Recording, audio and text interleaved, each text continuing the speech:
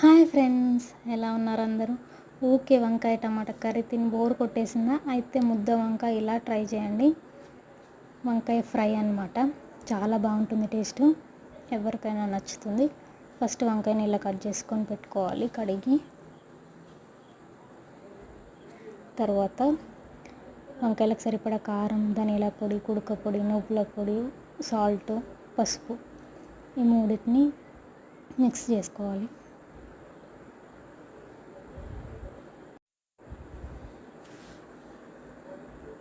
మంచిగా అంతా బాగా కలిసేటట్టు కలుపుకోండి.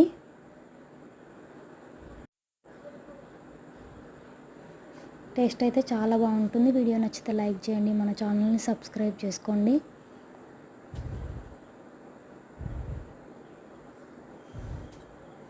ఇది పౌడర్ అన్నమాట. ఇది రెడీ అయిపోయినట్టే. ఇప్పుడు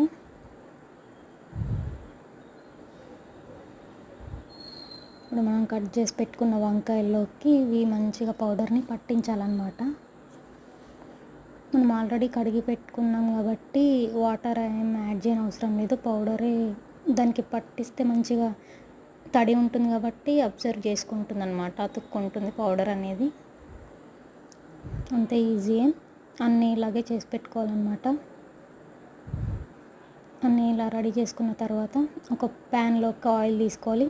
కొంచెం ఆయిల్ ఎక్కువ పడుతుంది, కర్రీ కంటే ఎక్కువే, ఎందుకంటే కొంచెం మనం ఫ్రై చేస్తాం కదా. ఇప్పుడు ఆయిల్ హీట్ అయిన తర్వాత ఒక్కొక్కటి అందులో యాడ్ చేసేసుకోవడమే, అంతే.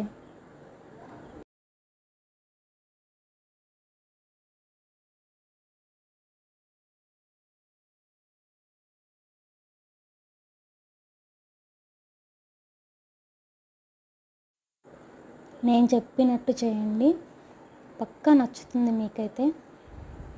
వంకాయ ఫ్రై అన్నమాట.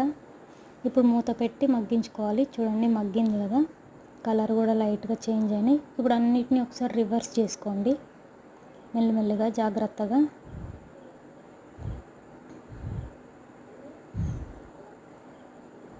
ఇప్పుడు రివర్స్ చేసుకున్న తర్వాత మనం పౌడర్ కలిపి పెట్టుకున్నాం కదా, అది అందులో మనం వంకాయలలో పెట్టంగా మిగిలింది ఇలా మీదకెళ్ళి పౌడర్ లాగా జల్లుకోవాలి అన్నిటికీ.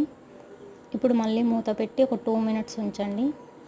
మంచిగా మొత్తం లోపల వరకు వంకాయ ఉడుకుతుందన్నమాట సాఫ్ట్గా. ఇప్పుడు మళ్ళీ ఒకసారి రివర్స్ చేసుకుంటే మాకు పౌడర్ కూడా తడి తడిగా లేకుండా మంచిగా వేగుతుంది పౌడర్ అనేది. అంతే, ఒక 2 మినిట్స్ ఉంచి స్టవ్ ఆఫ్ చేసేయడమే.